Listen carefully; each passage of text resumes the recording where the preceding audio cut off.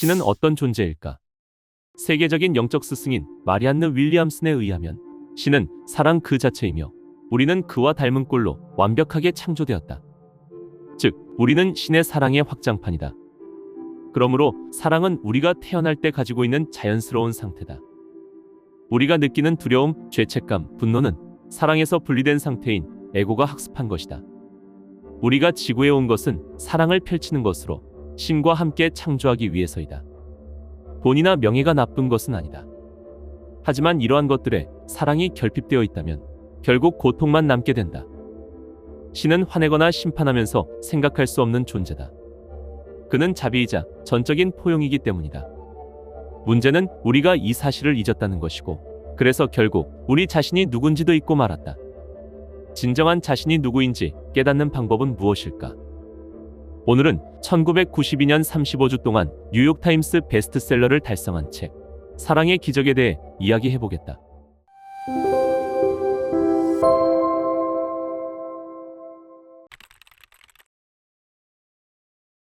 뉴턴 물리학은 우리의 인식과는 별개로 객관적인 현실이 존재한다고 주장했다. 하지만 양자 물리학에 의하면 대상에 대한 우리의 인식이 바뀌면 대상 자체도 말 그대로 바뀐다는 사실을 밝혀냈다. 사실 종교학은 의식을 다루는 학문이다. 왜냐하면 모든 창조는 마음을 통해 표현되기 때문이다. 따라서 세상을 바꾸는 가장 큰 도구는 세상에 대한 우리의 마음을 바꿀 수 있는 우리의 능력이다. 생각은 컴퓨터 속에 프로그램된 자료와 비슷해서 당신의 삶이라는 영사막에 기록된다. 당신이 그 영사막에서 보는 장면들을 좋아하지 않는다 해도 그것에 다가가 그것을 지울 방법은 없다.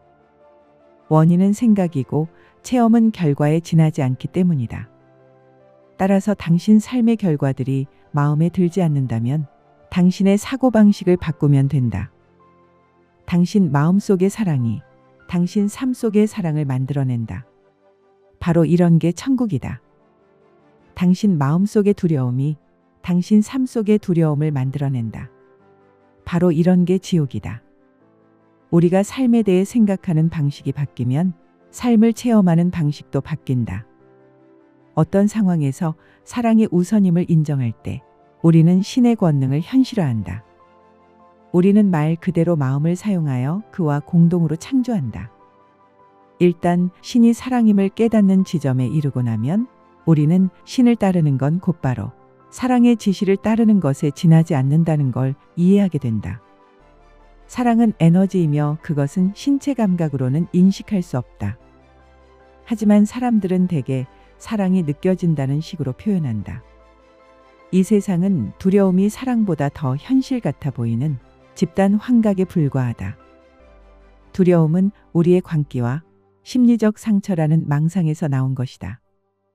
하지만 그렇다고 해서 우리에게 이런 것들이 존재하지 않는다는 이야기가 아니다. 그것이 우리의 참모습을 대신할 수는 없다. 사랑은 다만 감춰질 뿐이다. 당신은 이미 신의 손으로 완벽하게 창조되었기에 새로이 창조되어야 할 존재가 아니다. 자신이 신의 일부이고 사랑받고 있으며 사랑스런 존재임을 기억하는 건 거만한 게 아니다. 그건 겸손한 것이다. 오히려 그것이 다른 뭔가라고 생각하는 것이 건방진 것이다. 그건 자신이 신의 창조물이 아닌 다른 무엇이라는 의미다. 에고는 두려움에 찬 생각들로 채워진 중력장과 비슷하다.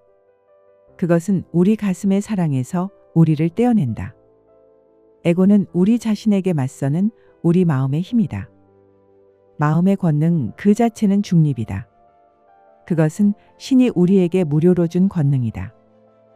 우리는 원하는 건 뭐든지 생각할 수 있는 자유의지를 가졌지만 생각은 전혀 중립이 아니다. 쓸데없는 생각 같은 건 없다. 모든 생각은 일정 수준에서 형태를 만들어내기 마련이다. 어떤 것도 우리의 창조성을 박탈할 수 없다. 하지만 그것을 어떤 방향으로 적용하는가는 우리 책임이다. 우리가 삶을 책임진다는 말의 뜻은 생각들을 책임진다는 것이다. 진심으로 신이 존재한다고 믿는다면 어떻게 될까? 가슴은 뛰고 폐는 숨쉬며 머리카락은 저절로 자란다. 우리가 이것들을 움직일 필요는 없다. 행성들이 태양 주위를 돌고 씨앗들이 꽃이 되는데 우리는 아무런 도움도 주지 않는다. 그것들의 운동은 타고난 시스템으로 설정되어 있다. 당신과 나 역시 이 시스템에 내재된 일부분이다. 그런데 우리는 꽃을 자라게 하는 바로 그 권능이 우리의 삶을 끌어가도록 놔둘 수도 있고 아니면 우리 스스로가 삶을 끌어갈 수도 있다. 우주를 움직이는 권능을 믿는 것이 믿음이다. 믿음이란 모든 차원에서 쉬지 않고 일하면서 선을 향해 펼쳐져 가는 힘을 자각하는 것이다. 신은 사랑을 뜻하고 의지는 생각을 뜻한다. 따라서 신의 의지란 사랑에서 나오는 생각이다. 만일 신이 모든 선의 근원이라면 우리 내면의 사랑 역시 모든 선의 근원이다. 어떤 상황에서든 우리가 해야 할 단 한 가지는 사랑에 저항하길 그만두는 것뿐이다. 그러고 나서 어떤 일이 벌어질지는 신에게 달렸다. 생각이란 상황을 창조하는 차원이므로 두려움 대신 사랑을 선택하기로 결정하는 건 인간이지만 이런 선택이 우리 삶의 모든 차원에서 낳는 급격한 변화는 신이 주는 선물이다. 모든 마음은 하나로 연결되어 있으므로 누군가가 인식을 교정하면 인류의 마음 전체가 어느 정도 치유된다. 세상을 치유하는데 우리가 행할 수 있는 가장 중요한 기여가 용서를 실천하는 것이다. 화난 사람들이 평화로운 행성을 창조할 수는 없다. 우리 삶의 목적은 우리 안에 있는 최상의 것이 태어나게 하는 것이다. 과거의 상처를 치유하는 유일한 방식은 결국 그것을 용서하고 놓아버리는 것이다. 아무리 위대한 소설이나 영화도 세상을 구원하지는 못한다. 세상은 오직 위대한 사람들의 등장으로만 구원받는다. 자신이 갖지 않은 것을 남에게 줄 수는 없다. 세상이 깨어날 수 있는 건 우리 개개인들이 깨어나는 것을 통해서만 가능하다. 단순히 어떤 문제의 징후를 다루는 것만으로는 그것을 진정으로 다루는 것이 아니다. 예를 들어 핵폭탄의 경우 우리 모두가 서명을 받고 새로운 지도자를 뽑으면 핵폭탄 제조를 막을 수는 있다. 하지만 우리 가슴 속의 증오를 없애지 않는 한 핵폭탄은 어떻게든 제조된다. 우리는 우리 본성을 바꿀 정도의 일은 절대 할 수 없다. 그러므로 신이 화낼 일 같은 건 결코 없다. 오직 사랑만이 실제하고 그 외 아무것도 존재하지 않기 때문이다. 신의 아들은 죄 지을 수 없다. 단지 잘못할 수 있을 뿐이다. 그런데 잘못을 대하는 신의 태도는 우리가 고치길 바라는 것이다. 우리가 분노하고 벌주는 신이라는 관념을 날조한 것은 우리 자신이 화내고 벌주기 때문이다. 하지만 우리는 신의 형상 그대로 창조되었다. 신의 확장으로서 우리 자신이 자비의 정신이기에 제정신일 때에 우리는 판단하려 하지 않고 치유하려 한다. 누군가가 사랑 없이 처신할 때 그들은 자신의 본질과 접하지 못하고 있는 것이다. 그들은 자신이 누군지 잊고 말았다.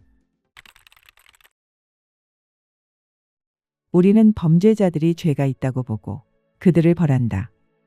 하지만 남에게 행하는 모든 일이 우리 자신에게 행하는 것이다. 통계를 보면 우리의 감옥들은 범죄학교가 되어가고 있고 엄청난 수의 범죄들이 감옥살이를 했던 전과자들에 의해 저질러지고 있음을 알 수 있다. 남들을 벌한 것이 결국 우리 자신을 벌한 셈이다. 그렇다고 해서 우리가 강간범을 용서하고 그가 단지 불우한 어린 시절을 보냈을 뿐이란 걸 안다고 말하면서 그를 집으로 돌려보내란 이야기는 아니다. 우리는 기적을 구하고 있다. 여기서의 기적이란 감옥은 벌주는 장소라는 인식에서 갱생의 장소라는 인식으로 의식을 전환하는 것을 말한다. 우리가 그들의 목적을 두려움에서 사랑으로 의식적으로 바꿀 때 우리는 무한한 치유 가능성을 열어놓게 된다. 우리가 사람들의 죄라고 간주하는 것은 사실 그들의 두려움이다. 모든 부정성이 두려움에서 나오기 때문이다.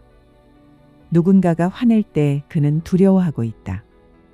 누군가가 거칠게 굴 때 그는 겁내고 있다. 빛이 없는 것이 어둠이듯이 두려움도 사랑이 없는 것에 불과하다.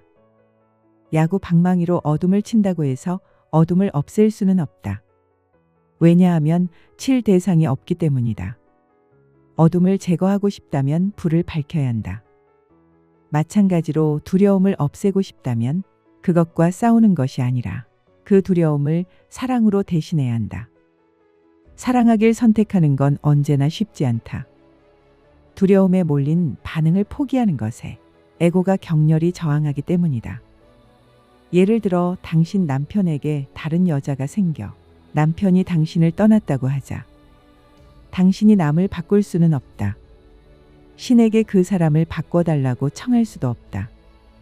하지만 그 상황을 다르게 보게 해달라고 청할 수는 있다. 당신은 평화를 구할 수 있다.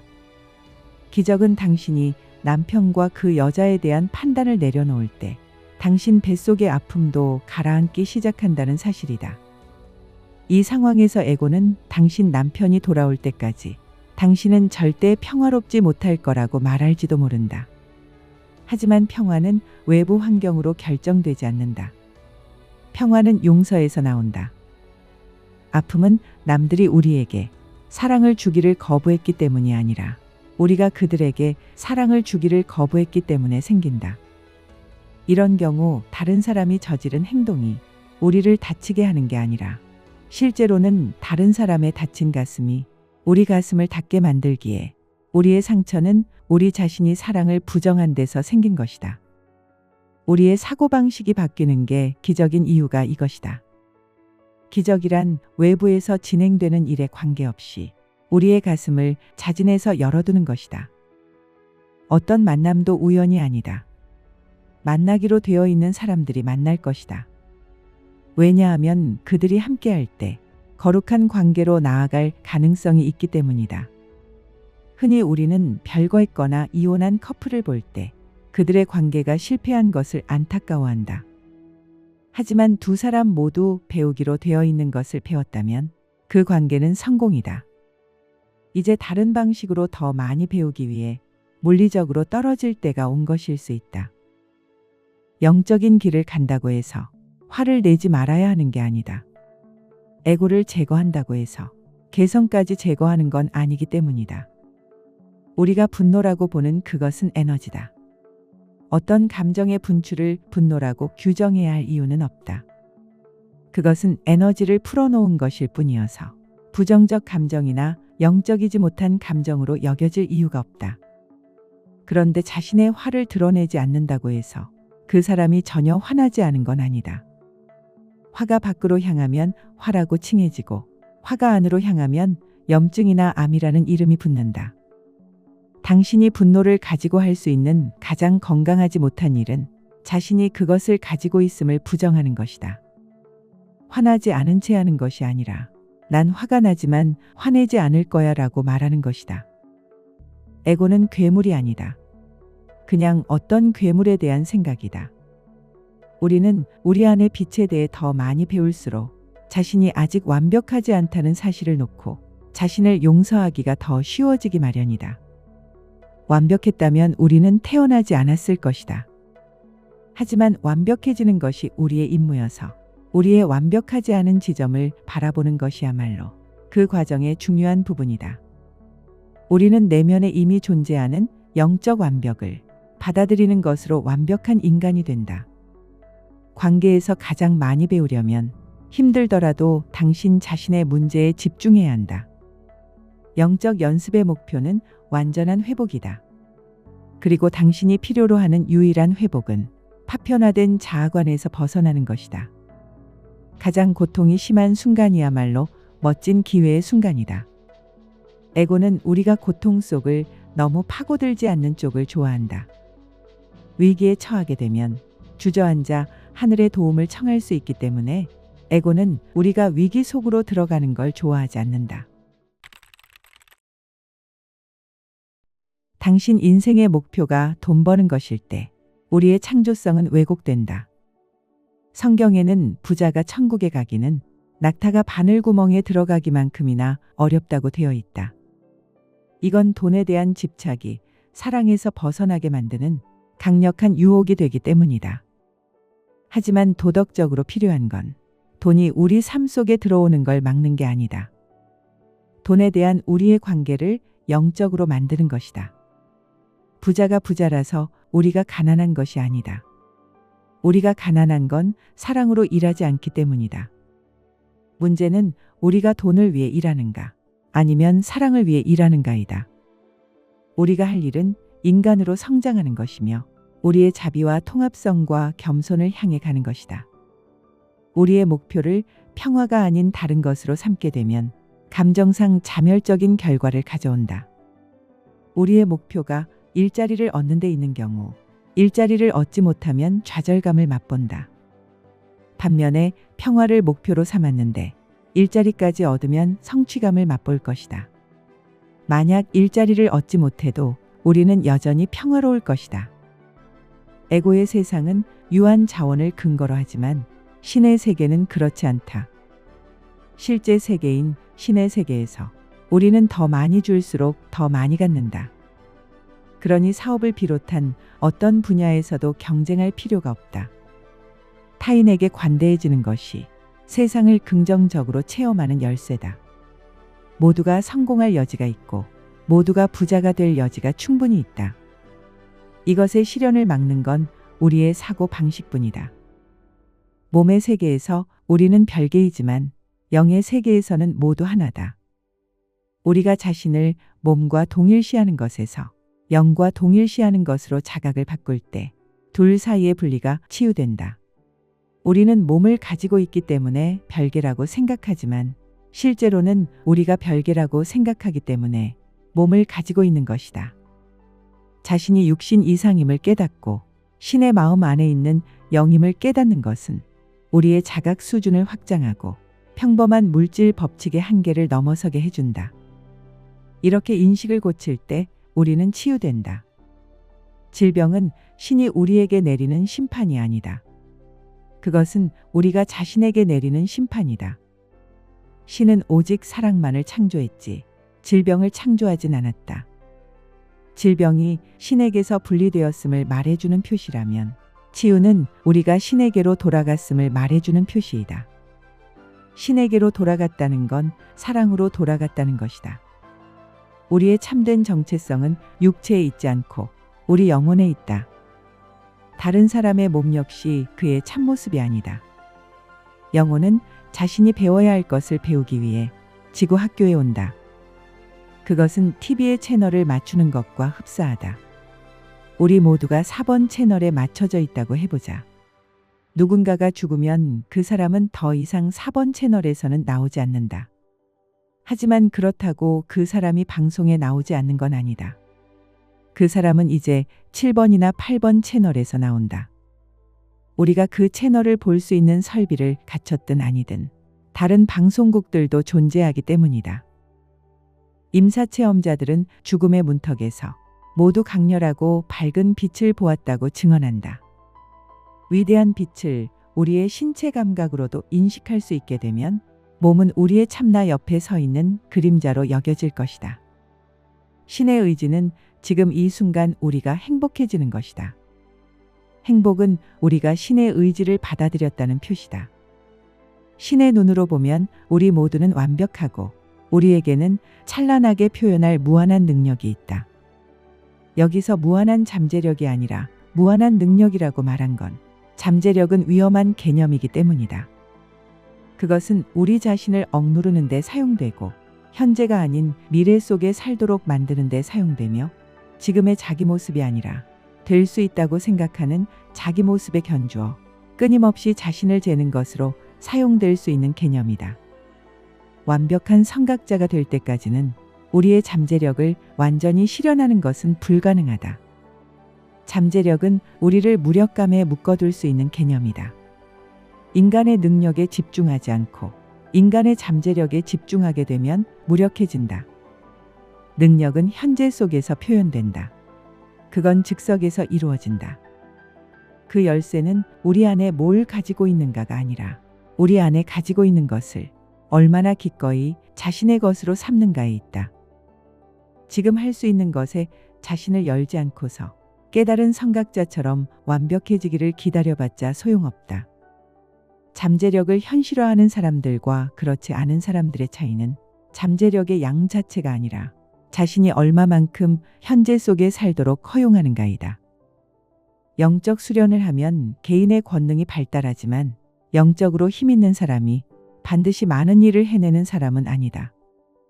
오히려 그들은 주변 사람들이 스스로 상황을 풀어가게 만드는 사람이다. 사랑은 무한 자원임을 알고 우리가 남에게 준 것만을 우리가 받게 된다는 걸 알면 우리는 남 헐뜯길 그만두고 대신 그들을 축복할 것이다. 우리의 목표는 신이다. 이 목표보다 못한 어떤 것도 우리를 기쁨으로 데려가지 못한다.